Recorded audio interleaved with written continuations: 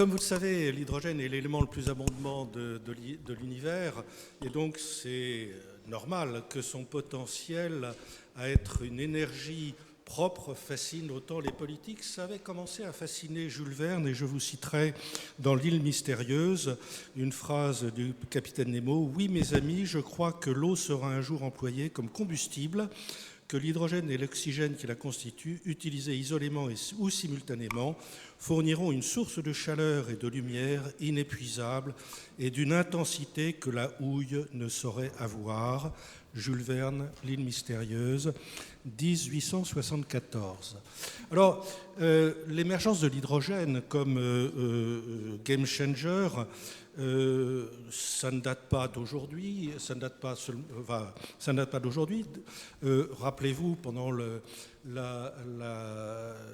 crise de 73, pendant les chocs pétroliers, effectivement, il y avait une première vague de l'hydrogène, et moi-même, j'avais parié qu'en 1985, grâce au lancement du programme nucléaire et grâce aux perspectives de l'hydrogène, les petits véhicules avec hydrogène et piles à combustible allaient se développer à partir de 1985. Alors, l'ère de l'hydrogène, on nous en a parlé souvent. Est-ce que l'ère de l'hydrogène, aujourd'hui, est arrivée ? Deuxième point, alors il subsiste des défis tant au niveau de la production que des usages. C'est un sujet qu'on abordera sûrement en détail, mais ce que je voudrais, dans ma courte introduction, c'est insister sur l'enjeu du développement d'une filière industrielle. Le soutien à l'hydrogène doit s'effectuer dans une logique d'émergence d'une filière industrielle française.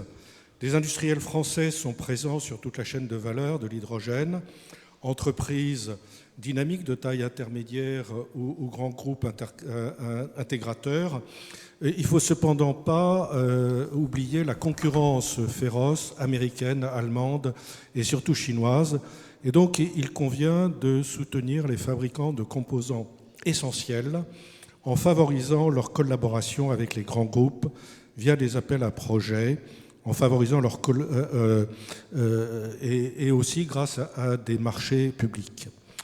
Enfin, je voudrais insister sur une dimension qui est trop souvent oubliée, ce sont les enjeux de sécurité. Et comme vous le savez, avant d'être un vecteur énergétique, l'hydrogène est un produit chimique dangereux.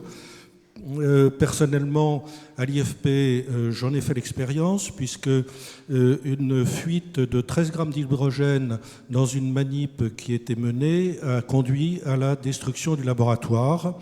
Les plages d'explosivité de l'hydrogène sont très larges. L'énergie d'inflammation est extrêmement faible, avec en plus un effet détonant.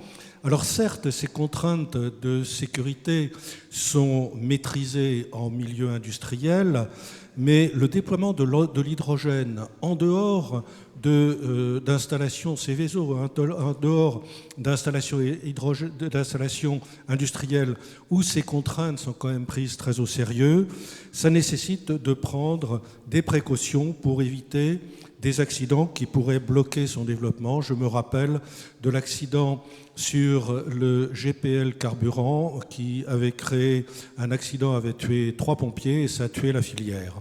Donc il est impératif de prendre en compte cette dimension de sécurité qui malheureusement dans la quasi-totalité des rapports est totalement oubliée.